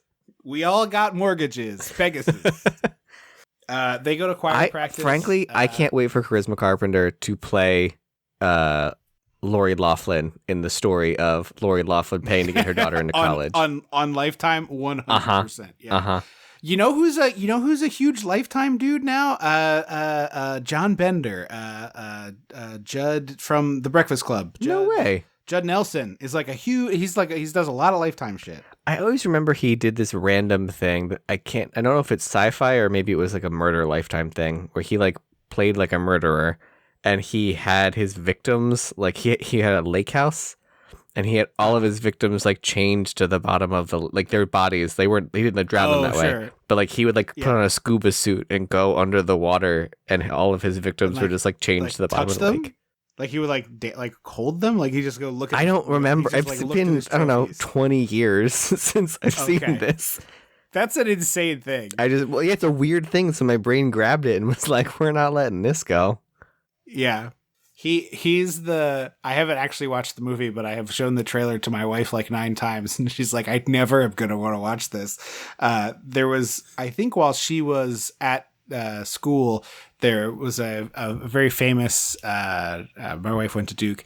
There's a famous student who was doing pornography while a student, and it became like known as a thing. And so like self-tape movie thing, like working for a studio. like paid. Yeah, paid. I mean, obviously paid, but I didn't know if she was like in a studio or. This is the pre like OnlyFans era, which there's probably a lot of college students now. Yeah. This is like right. We're talking. I'm old. Remember, this is 2009. I graduated college. This is like 2007. This woman was doing porn, and there's a Lifetime movie called From Straight A's to Triple X, and Judd Nelson plays the like skeezy porn guy. Oh, boo. And I'm always like, hey, you want to watch this on a Friday night? And she's like, no, why would I ever want to watch this? It's a very sad story. Let women have brains and great tits without making it a thing. Yeah, it became found out, and like she basically was like asked to leave the university. Of course she was. Stupid thing. Because of course she was. Because horseshit. Well, it's funny. Like now, like I would bet like a not insignificant number. Like I bet it's more than 1% of college students have OnlyFans. Oh my god! Yeah. Anyway, it's choir practice. We're doing Helen Hunt does like a calypso breakdown. Does Harry Belafonte after they sing? They sing like a very famous. I don't know what it's called, but the lyric in excelsis Deo or something. In excelsis, something like that. Okay. In excelsis Deo. Gloria. Is it Gloria? Yes, Gloria. Yeah, not the Van Morrison song. No, not that. Or the one that was the 80s woman who's since passed away, but I can't remember her name. Laura something? Yeah, from Fame. Not Fame. From Flashdance. Calling Gloria. The one that the bar plays, apparently, every time someone scores a goal. Is that it? It became the victory song for a hockey team. I want to say it was the St. Louis Blues. But yeah, it was a Philly bar that plays it after something. No, it was not a thing. It was a drunk guy who kept yelling, "Play Gloria!" all the time. And the team was there like blowing off steam or having a night out or whatever the hell. And they were so enamored with this, they started playing it after their victories, and then it became a thing. But this is the religious Gloria. Yes. And then she does the Harry Belafonte from Beetlejuice. Yes, of Beetlejuice fame. What the hell? Deo, the banana song. Deo, Jesus! I was like, it's like right on the tip of my tongue. She does this to cause a scene so SJP can sneak out of choir practice and go to dance practice instead. This is where the archenemy like barges into the practice, and it's like it's a close up of a curtain, and then the curtain gets ripped open, and then it's just her face in the frame surrounded by these drab curtains. It like almost looks like that scene in Carrie where Chris Hargensen is holding the rope before she dumps it on Carrie, and there's all the weird like close ups on her. I honestly was going to say it's like when Jack Nicholson chops the fucking door open in The Shining, where he pops his face in. I mean, that too. Here's Johnny. Wait, speaking of Carrie, did you know Brian De Palma? Here's Rich Girl. Did you know Brian De Palma directed the first Mission Impossible movie? Yeah. I didn't know, like, it's just like they've spun out. It would be like learning, like, I don't know, fucking Stanley Kubrick directed the first Fast and the Furious movie. I was just like... The first Mission Impossible movie is so unlike the modern Mission Impossible movies as to, like, basically not be the same thing. Oh, okay. It's like a pretty grounded movie. There's a couple set pieces, like there's the one where he, like, dangles and catches the bead of sweat that got parodied a million times and stuff. But he wasn't, like, climbing buildings and jumping off airplanes. It's, like, a pretty grounded spy movie, comparatively. Okay. It's nowhere near what you think of when you think of the modern Mission Impossibles. There are 10 of those or something, right? I think it might be 8. I don't know. This is one of those movies I keep going like, you should probably like these, right? Like it does all the things you want movies to do. It's all practical. But it's got our favorite race car bed driver. I just Tom don't Cruise, like Tom and Cruise. I just don't like him. I can't get over that. Go back to your race car bed, Tom. I just don't care for him, and I keep going like, man, I should try them. I should try them because I watched Minority Report and I watched War of the Worlds, which Cruise is in, and I thought Minority Report was pretty good. War of the Worlds, I did not buy him as a father one bit, but the other one I thought was decent. He's never had that warmth necessary for fatherhood. The thing that's funny, that's the thing. War of the Worlds, he's supposed to be playing a bad dad. But it's like he's a bad dad who then, like, you know, over the course of it, like, gets better. And I just don't buy the turn. Yeah. So the rich bitch comes in and asks if they have change for a 20. And SJP actually gets a funny line and delivers it well, where she says, I don't have anything smaller than a 50. Sorry. Yeah. And then she looks at fake Joey Lawrence as if to be like, if you say yes, I'm going to kick you in the balls. Yeah. This is what we're doing. But the rich bitch overheard Sarah Jessica Parker say, I had to skip out on choir practice to be here. So she calls SJP's dad as a nun and is like, total snitch. Like she does everything that a villain should do. Like everything that a villain should do, she does, which is perfect. Yeah, she's fantastic. She's like Zapka good. Yes. It's a big compliment. Like she would live so nicely in that neighborhood of 80s movie villains we pitched 1,000 years ago. Yeah, absolutely. Yeah, no, she's great. She's a really good performer. Oh my God, can you imagine that school's prom queen race? Like everyone's just doing awful shit to each other. Thumbtacks on the floor, poison punch, like marbles on a staircase. Yes. Or micro machines or something. Yeah, I think she's really good. I honestly, like, one of my quibbles with this movie is like, I need 10% more of this. Yes, I want more of her. So dance practice ends. Helen Hunt's walking home with Sarah Jessica Parker wearing like a fur Russian hat. It's beret. Hilarious. It's so strange. It doesn't even seem to be winter time. No, it's not. Well, also they're in they're in Chicago, not California. No, they're in Chicago. Yeah. I mean, they're in California, but it is supposed to be Chicago. Well, it's not as bad as Nightmare on Elm Street when they're supposed to be in like Illinois and they walk by palm trees. And you're like, well, hang on. Yeah. Come on. Now wait a minute. You got to at least do what Halloween did and make an effort for it to seem like fall. We have one bag of brown leaves and we cannot waste them. We have 34 leaves and every single one needs to be accounted for on every We have shot. one kitchen trash bag full of brown painted leaves. And if you lose one, so help me God. Dump them all out. We'll shoot the shot. Then as the kids are walking by the next house, you need to all pick them up, run around the back and dump them on house number 3. Then they'll cross that house and you guys scoop them up and go around the back, get to house number 5 while they cross house number 4. Mm-hmm. So she covers up for Sarah Jessica Parker being at dance. She's like, oh, she fainted. Oh my God. She was at gymnastics tryouts. That's why she didn't go to choir practice.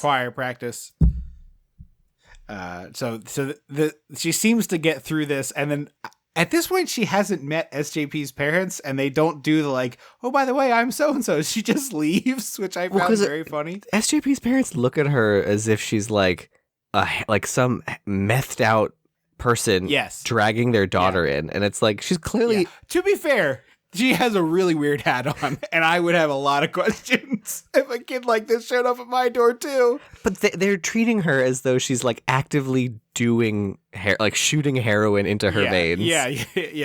It's like it's a Requiem for a Dream all of a sudden. Yeah. So we get a mall sequence because we love a mall. It's the 80s, baby. I do kind of miss malls.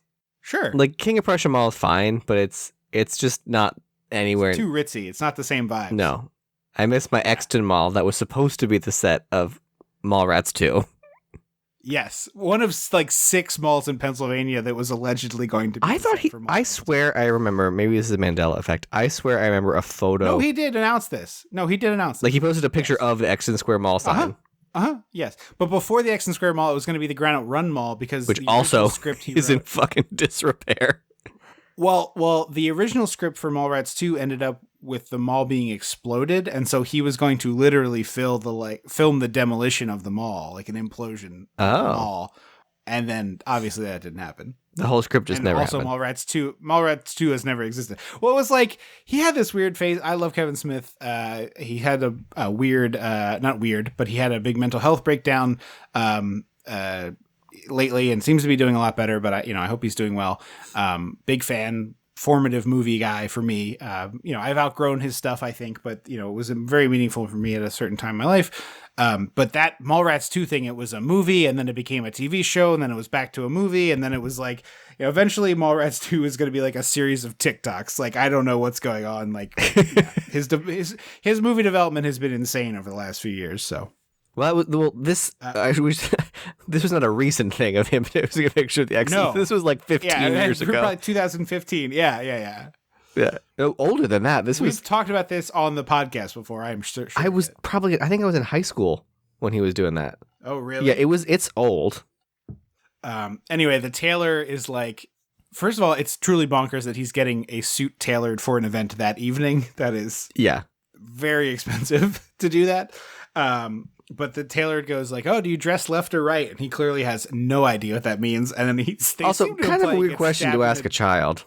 Yeah. Well, you got to fit the pants, man. I get it. But also like, I don't know. It just feels weird. Have you ever been asked this question by a tailor? Because I have gotten pants fitted a few times, suits fitted a few times, and never have been asked this question. No, I've done costume. I've had a flesh tone thong custom made for me for a musical and was not asked this question. So I would imagine that particular garment, you don't need to ask that question because there's only like, I just mean like I've had all kinds of custom things made for me and not once in any of them have I ever been asked that question. Yeah. I don't know if this is just like an old timey tailor business or what, but very strange. It was for Reefer Madness, by the way, the flesh tone thong. It has a big flashy green pot leaf on it. Oh. I got to keep it because it was mine. Yeah. Who else would that go to?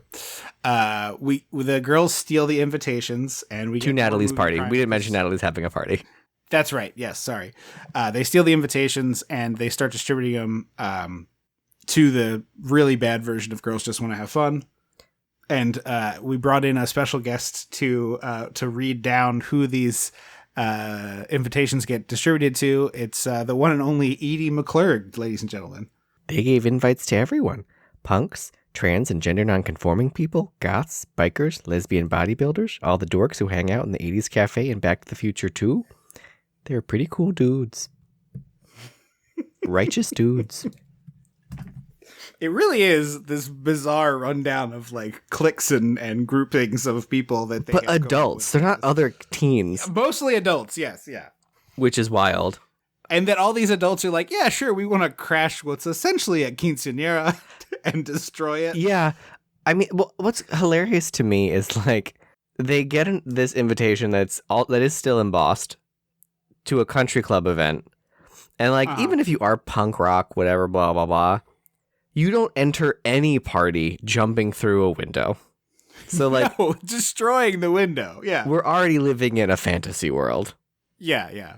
It's like, It's funny. This scene Weird is Science. so reminiscent. Yeah, exactly. Yes. Which I think came out the same year. I can buy it. Weird Science might be 83. So this party, there's an ice sculpture of Natalie's head. I actually thought that was delightful detail. It felt so accurate. It was Honestly, very perfect. This feels like a bar mitzvah. I know they're older than that, but it feels like a bar mitzvah. A bit. Bat mitzvah, I suppose. And I do love fancy butler hors d'oeuvres. Sure. Given the Yeah, who option, doesn't? that is, Yeah. because honestly, that's like my favorite style of food where I don't have to commit to anything, but it's all Sure, yeah. delicious, and I can. one bite here. Do I like wanna like a buffet that comes to you? But also, if I want to eat 15 shrimp, no one's gonna notice. well, if you eat the whole tray and the waiter. But I'm saying like if they every time they come by, I take a shrimp. No one's noticing that sure, I don't have a plate full of shrimp. Yes. I just every time they they come by, ooh, I guess I could. Oh, I guess I'll try one of those. I'm imagining you at like a Costco just like doing laps and like, I guess I'll try one of these With different hats. Not even that, just like you do it in a different voice every time. Ooh, I'll try one of these. Like you're doing like weird just affectations like that. Oh, I guess I'll try one of these on. Ooh, one of these sounds delicious. And the Costco person's just like, man, I don't care. Just take a shrimp. You're over 18. I don't give a shit. I was at Costco recently and a little girl came to get a piece of cheese and the person was like, you should take one for your dad too. Because the dad was like 5 feet away. Yeah. And the kid was like, walking over with these cheeses.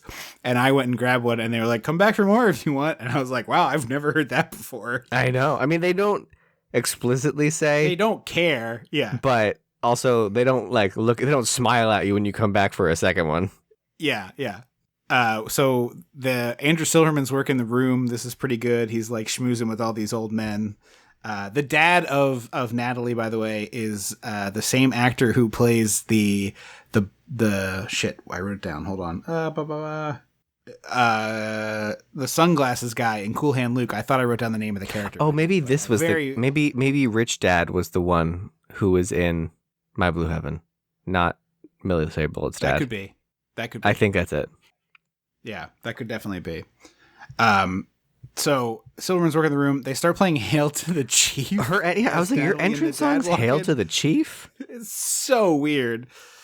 The band is the Grateful Dudes, and it looks like they should be like the drum set is painted like they should be a Grateful Dead cover band, but they just play like jazzy standards. Yeah, it's strange.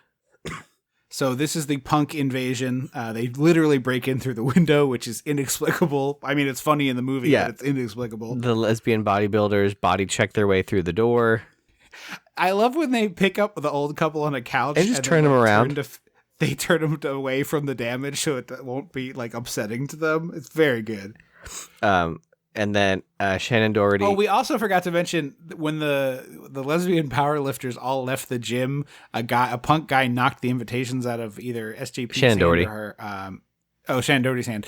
And the bodybuilders pick up a car so they can pick up the invitations from around the tire. I like it. Very good. It's stupid as hell. Yeah. It's a Muppet movie joke. Uh-huh. See, it's Shannon Doherty, SJP, and Helen Hunt are all like crouching at the window watching the mayhem with glee. Yeah, it's like they jumped in over their heads. It's kind of great. Yeah. There's some choreographed dancing, because of course there is in this movie. Yeah, one punk guy gets up on the banquet with his guitar and he puts his foot inside a turkey and then he has a turkey shoe. I like it. It feels like something It's Mischief would weird. sell. Yes. Mischief would definitely sell turkey shoe. And then a punk does like a big flourish yanking, the thing where you yank the tablecloth off and leave all the plates. Mm-hmm. And you're like, oh, that was weird. And then RDJ in his 1 second cameo pops up. They were dating Sarah Jessica Parker and okay. I think at the time. Or I think that was the pairing. But he like pops out from under the table and in doing so flips it over. So like the end result is the same.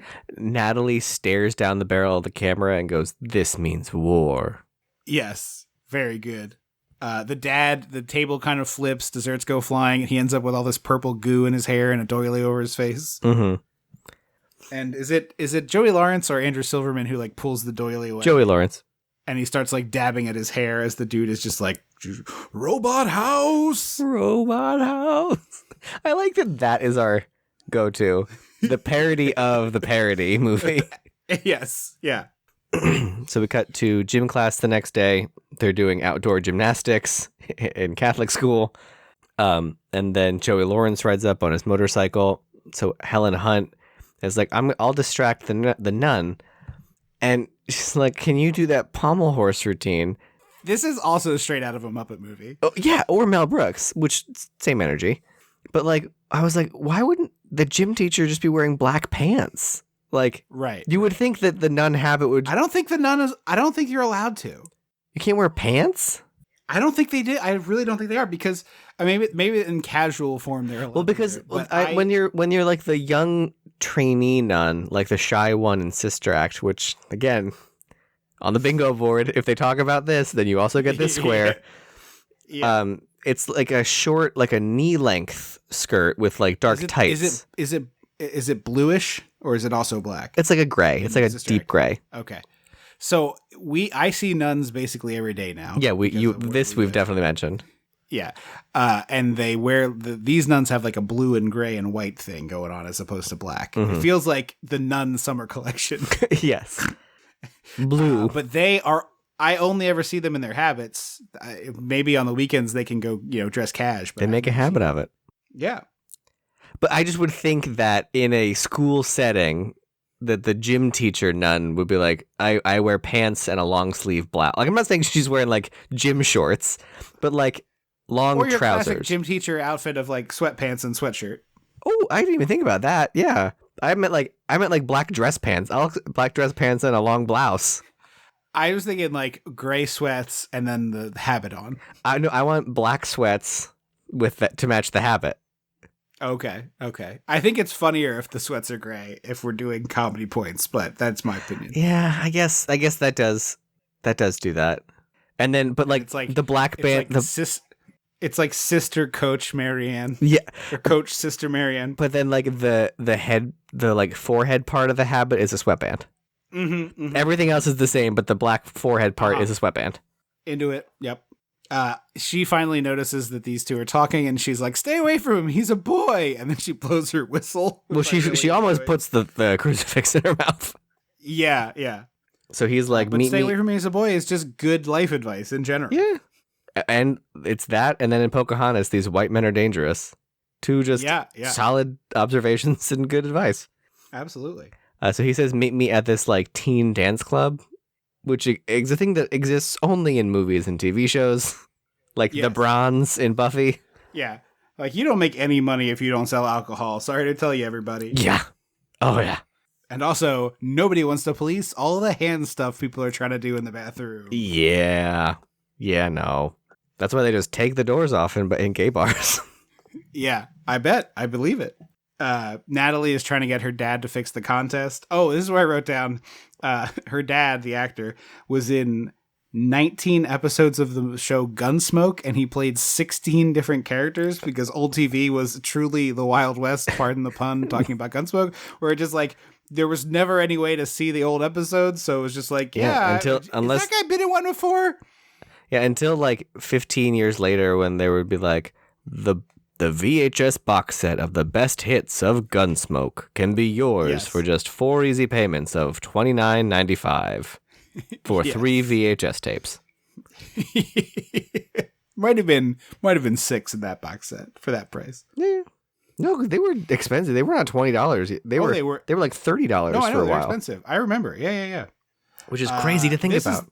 Yes. This is obviously it's different moral standards then and now, but this little game Andrew Silverman plays. All of a sudden, he becomes real pervy for like 20 minutes of the movie. Yeah. It's weird. It goes from like, oh, girls are hot, I want to touch girls, to like, he tricks this girl into touching her breasts by playing a game he calls Tune Into Tokyo, where he has her put her arms up and then gropes her. And I was just like, what in the fuck? Well, as soon as he said that, I was like, I've used this joke before to tweak someone's nipple, but like not in a salty way. Yeah. Like a radio. Oh, okay. And like your friend, like, friends at the pool, like Tune in Tokyo. Boop, boop, boop, boop, boop, boop. No, I don't know. Or at a bar night. That's funny. Oh, sure. Shirtless. You never know. Yeah, this girl's not into This is what I'm clarifying that what this is an assault. What I do is like a playful joke between friends. Sure. But I love the thing Joey Lawrence does. Sarah Jessica Parker is getting aggressively hit on by this creep. He literally says, "You're going to dance with me," and she is saying no with her body and with her mouth, and he's just like, "No, you're dancing with me." And Joey Lawrence comes back. He's like, "Look, I don't want to get into a fight. Let's just flip for her." He flips a coin with one hand and then punches him. It's very Marty McFly. Yeah, it's definitely a McFly move. But I was like, "Ooh, 2 assaults in less than a minute." Yes, I was okay with the punch, to be honest. Oh no! The guy. You're talking about the guy. The guy. Yeah. The guy doing it, not 3 assaults. Technically, yeah. If you're gonna assaults. They have a really. This is probably their best scene together. After this, they're like doing the beautiful. We're about to smooch kind of vibes. Very sweet, very cute. Both of them do this really well. She like accidentally refers to him as her boyfriend and then gets very embarrassed by it, and he like plays into it. Like, oh, you have a boyfriend, really huh? Yeah. Really cute. Really nice. We then get a romance montage. And in the montage, they like pan to this sign and linger on this sign that says, dance contest participants, be sure to get your wardrobe approved. And I was like, oh, I don't remember that being a thing, but they're lingering on this sign. So it must be a thing. It's like going to be like, like in Dumplin' or Drop Dead Gorgeous. Like that's going to be the plot point. Yeah. And then it's not at all. Like, why do they do that? Nope. Makes no sense. Honestly, I thought like as the movie's going on, I was like, oh, are they going to do like a dusty finish where it's like the Sarah Jessica Parker loses, but oh wait, turns out her partner's costume's disqualified. Sarah Jessica Parker wins. Oh, that could have been fun. Yeah. This is the worst of the fake sound-alikes, although this is again a real song where I was just like, what in the hell the romance does this montage sound like? It's driving me crazy. Yeah. Sarah Jessica Parker goes to talk to her dad. They have a Pillsbury Doughboy cookie jar, which I thought was funny. Oh yeah. He is trying to catch her in a lie, which is that's A+ parenting. You want to play mind games with your children. The best battleground is the one you can't see with children. Yeah, I mean, it's like, it's not a problem if he's like, hey, you're lying to me, but this just weird, bizarre way to go there. He's like, keeps trying to trap her to make her come clean rather than be like, I know what you're lying. Like, I don't know what you're lying about, but you're lying. Right. And this is where Rich Dad threatens to fire Joey Lawrence's dad if he competes. He almost kills him with his first that, which like would have solved the problem, I guess. Yeah. So there's a giant fight with Sarah Jessica Parker. Because it happens in every movie where like something happens. It's the all is lost moment. But it's like only he knows what happened, and all of a sudden he is a complete asshole, and he won't talk about it or or explain anything or have a conversation. Or even be like, look, I can't talk about this right now, but there's something that's come up and I can't participate. You know what I mean? Which is like unsatisfying, but at least not nothing. Yeah. But they do it all the time in movies where people are just like, oh, yeah, back off, man. And I'm like, hey, you were about to fuck like a scene ago. Just use your words. Yes. And then, so Sarah Jessica Parker like yells at him and goes back home. And the implication here is she snuck out of the house, and then they installed an alarm on her window while she was out of the house. Yeah, it doesn't make a lot of sense. It's like, I guess they knew she was gone, and so they needed to know when she got back, but like, you could have just sat in the room and waited. But they clearly were doing an alarm to prevent her from sneaking. So like, I was just like, we're in the weeds here. Honestly, the only reason they do it this way is so then they have a scene where Sarah Jessica Parker diffuses the device later, which is also inexplicable. With a hairdryer and a soldering iron or something. This is the scene we alluded to earlier where Joey Lawrence's dad, Joey Lawrence basically like, hey, Mr. Sanderson or Sands or whatever, said he was going to fire you if I compete, so I'm not competing. And his dad's like, fuck that. You compete. Yeah. He's like, do you think you can win? And the kid was like, yeah. He's like, then win. Yeah. It rules. Yeah. Also, we learned the security system that Sarah Jessica Parker's dad put in place is Rich Dad's company. It's Sands Security. Yeah. Yeah. Helen Hunt and her stupid upside down hair. She's the Bride of Frankenstein. It's bonkers. Fully the Bride of Frankenstein. And then they like gym class. Her coming down from the roof is insane. That's. I want to know how she got up there. Like, give me a whole movie about that. Like, why doesn't she just put a ladder up or something? Was there a grappling hook? What happened? Yeah. So they sneak down, and then the dog that we didn't talk about that, you know, has been popping up here and there shows up, and Helen Hunt flamethrowers the dog away. Yeah, it's amazing with like hairspray and a lighter. The girls are stuck in traffic on their way to the competition. My dream job, Ricky, quits the show. I have her down here as Miss Piggy because I forgot her name. The host, Corny Collins, is like, we need these releases signed, which like, you would have had those releases signed a while ago. The second that a week ago. The second that you said these were the finalists who were competing, you're having them sign paperwork, my dude.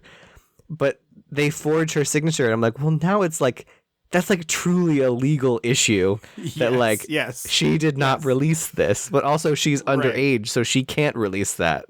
Right. Her parents probably needed to sign that too. This is very complicated. Yeah. Dad goes down to the studio because they see her on TV.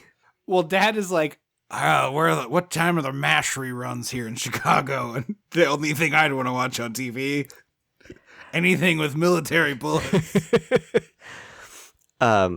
So he goes down to the TV. The girls walk on cars for some reason when they get out of the bus. Yeah, I would be very upset if this is how this went down. Like, just run on the sidewalk. Come on. Joey Lawrence's outfit is so gay. The outfits on all of them are crazy. It's like really elaborate. But he looks like 80s, 90s Ken, which was the gay period of Ken. Yeah. I also like the African-American twins who are doing like a really cool like mirror gag. Yeah, and they're in these like, it's like a leotard with like a tailcoat. Yes, yeah. They are clearly the best dancers. But also like that is also confusing. What kind of partners were you looking for? Right, yeah. Because they're sisters. They're sisters, which is cool, but like... Yeah, different vibe. People would be weird if they called them a couple. Mm-hmm. Exactly. They can be partners or whatever, but it's a whole thing. Right. We get a montage of all the dancers, and then they're like, finally, it's Sarah Jessica Parker and not Joey Lawrence. Also, I find it very funny that the two sisters, the twins, who are clearly the best dancers of all these people, like not gymnasts, but dancers, get like 1.5 seconds of screen time. They were like, we can't show more. We will reveal. It's all flips and handsprings and stuff, and I'm like, show the dancing in your you will have some dancing in your in your dance movie. So they announced SJP and her partner, and two people that are definitely not them dance in complete blackness. It's like 800 yards away with a Vaseline lens to and make sure you only backlit. And I was like, what the fuck? Like if I was the one competing, I would be so angry that this is how you decided to shoot me. See this on television. Yes. And then we cut to Joey Lawrence's dad at a bar with all his buddies watching his. It's just like, I love so this. heartwarming. Yeah, that he's like, hey, my boy's on the TV. I swear there's also a similar scene like this in that other movie we talked about. Well, I think something similar happens in Zoolander. Oh, you're right. Maybe that's what I'm Merman Pop. thinking. I think at the end, his dad is like, "That's my boy. That's Blue Steel or whatever." Yes. So They both the dance win. off ends. It's a tie. Between So now we have to SJP have- and Rich Bitch. Well, Yes, and their it's partners, the whatever. dance off. Yeah. And the only thing I could think of is like I want the dance off to be like Running Man esque, where it's like there's like electric eels in the floor or something, and it's just like you dance until you die, and like there's flamethrowers and such. I like this. One of the squares, the dance floor should just like randomly be a pit that opens up, and you don't know which one. I like this. SJP and her partner win with gymnastics. Yeah, inexplicable. They do a back tuck and back handsprings, and they win. I do love the dad is like running in to try to stop this, and as he goes into the studio, he comes across 3 costume characters smoking cigars and From just, some like, kids show. Yeah, and they're like, "Get off my tail, punk!" But he's now proud of her. I guess he sees the merit.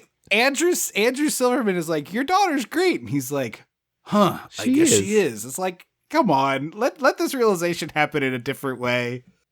Helen Hunt sniped Ricky's job.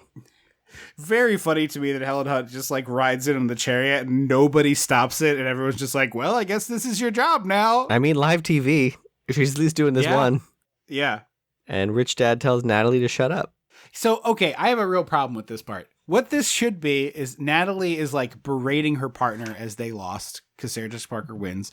And she's just like, "You did this wrong, you did that wrong." And I want the partner to be like, "Shut up." And then her to be like, and the dad should try to do something and then like fail. Like he should slip on a banana peel, metaphorically speaking. I can see that. But I think it's just Dad's over it at this point. Yeah, it makes no. It would be funnier if we went like full kids movie and these two like had pudding land on them. Yes, exactly. Like they fall into the craft services table. Like that should be the end of this movie. It's It's basically a kids movie. Or Hairspray. Like we need something bad to happen to the Von Tussles. Yeah. Okay. Here's what it is. The kid says, "Shut up." The man says, "Don't talk to my daughter that way." And he says, "Shut up, old man." And he takes a swing, and the kid ducks, and his swing carries him through into like the craft services table. Oh, I thought you were going to say sends him into his daughter. He punches her. Oh, sure. I would. That would be funny as hell. That's better. That's a better. He punches the daughter, and there's like a whoa. Yeah. You get that. You get the 2 things I've been noticing constantly in movies now that really crack me up. Are one is every door has the creaky door open sound. Like even on submarines, any door has this. And then the other is the like crowd going whoa. Yeah. It's just a stock sound you hear a lot. And then there's like a Chinese restaurant level cover of Girls Just Want to Have Fun. I don't know if this is a thing you've experienced where like Chinese restaurants have okay, so there's a Chinese restaurant I used to go to in Frederick that had a soundtrack that was like American 90s and 2000s top 10, but all of it was like played with very Chinese sounding instruments and sung in Chinese. Oh, sung in Chinese. I don't know if it was Mandarin or Cantonese, but it was just like, what is happening? Like it would be like do do do do do do do do, and you'd be like, "Is this Celine Dion?" And then it would be in another language. So that happened. Something not that exact happened to me. I was in New York with my boyfriend and his mom for the weekend a couple weeks ago, and we went to brunch in this place. And we sat down, and I noticed that there was a cover of "Winner Takes It All" by ABBA. And I was like, that's a fun song. I was humming along in my head. And as we're talking, we were there, normal brunch, like 45 minutes, whatever. Mm-hmm. I'm not kidding. This song played 15 times. What? Like every 3 songs. Like you had a full John Mulaney. Yes. Every 4 songs, this one came back up in rotation. And at one point, my boyfriend's mom like heard it, and she was like, "Oh, is this like someone live singing?" And I was like, "No." And she was like, "How do you know?" And I was like, because I've heard this song 10 times by now. That's amazing. Yeah. I was like, this is why, like I was ready to go up to the hostess and be like, whoever, like the iPad for your Please, music, fix it. It's broken. someone accidentally deleted all but 4 of the songs in the playlist. So, Or you know what it was? You know what I bet it was? Somebody was like trying to add the song and they kept clicking it and they didn't realize it added pop 8 up. of them. It's like, yes. And it just it was a bad shuffle. Yeah. I know you're going to recommend this. I have a feeling. Yeah, it's 88 minutes. It is It is 88 minutes. competently made. It is well acted. It's charming. It's endearing. Yeah. Like, it's not offensive. Yeah, I don't remember if I recommended it before or not, but I would give this a light recommend. It's not a great movie, but it's like pretty watchable, and it's a little silly, and it's like a pretty good, Like, I truly think that if they had been able to license the music, that this would have been like a teen girl slumber party movie in the same way Footloose and Dirty Dancing were. Yeah. Honestly, you could probably have called the movie "Girls Just Wanna" and then like gotten away with it. Like, or I think that seems too weird and open. Ballpark. Girls Just Wanna seems too open. I suppose. That's asking also, for vandalism. Sure. I just feel like there's a way you give this a title that it sells a little better with your bad song. Also, if you're not going to get the Cyndi Lauper, like, get better other music. You know what I mean? Yeah. Like, at least you have that to fall back on. But yeah, it's a light recommend. This is like a 6.5 out of 10 if we were to do that scale, which I'll we say are 7. not going to start doing. But yeah, I'm just slightly below you. I think that's fair. And yeah, most importantly, thank you all so much for being here. It is insane to have people listen to this show. 250. 250 episodes of it, and to have such a nice group of people supporting us on Patreon is fantastic, and we really appreciate that as well. We don't say it enough, so thank you all so much. Thank you. Well, we do say it every episode, but we, to call it out and say thanks in a big way. This is a giant, important milestone for the show and something that's become really special for both of us. So I'm really grateful for all of you and really glad that you're here, and really appreciate you tuning in. If you like the show, tell 2 of your friends. That's been the motto for a long time. So that's the easiest way to spread the word of this. So it's hard to do that on social media anymore. I don't know how to promote the show. I'm bad at it. If you're good at that stuff and you want to get in touch, dissectingthe80s@gmail.com. Frankly, for that matter, if you're like an artist or graphic designer and you'd be interested in doing some t-shirt designs or something, we would be interested in that. Or stickers or whatever, get in touch with us and we would pay you. We're not like give us your art for free. We would figure that out. So reach out. I'm not saying it'll be something that you might be like, that doesn't make sense for you financially, but reach out and talk to us. We would love to do some merch and stuff. So if you're out there doing that, please get in touch at dissectingthe80s@gmail.com or any of the social channels, at dissectthe80s on Twitter, dissectingthe80s on Facebook. And most importantly, as we said, thank you for being here. We really appreciate you taking the time to listen to us every other week. And some of you have been doing that for 10 years, which is incredible. Truly amazing. So thank you so very much. We really appreciate it. Thank you. Yes, thank you. I do not remember what we said the next episode is. I'm like 99% sure it's 1990s Teenage Mutant Ninja Turtles. So I think it's that's not that, correct. it'll be, check the socials. If it's not that, I'll and check the notes of this show. If it's not Turtles, I'll tell you, but that new Turtles movie looks fun, so we're going to do that. And that'll be Sponsored our by next episode. Pizza Hut. I wish. Should be. No, I mean us. Sure. Well, should be. Although I live in a Domino's house, I got to say. We'll take either. Thank you all again so much for listening. We will see you in 2 weeks. I have been Trip Lano. I will always be Andrew Lano. Until number 251. Don't you forget about me.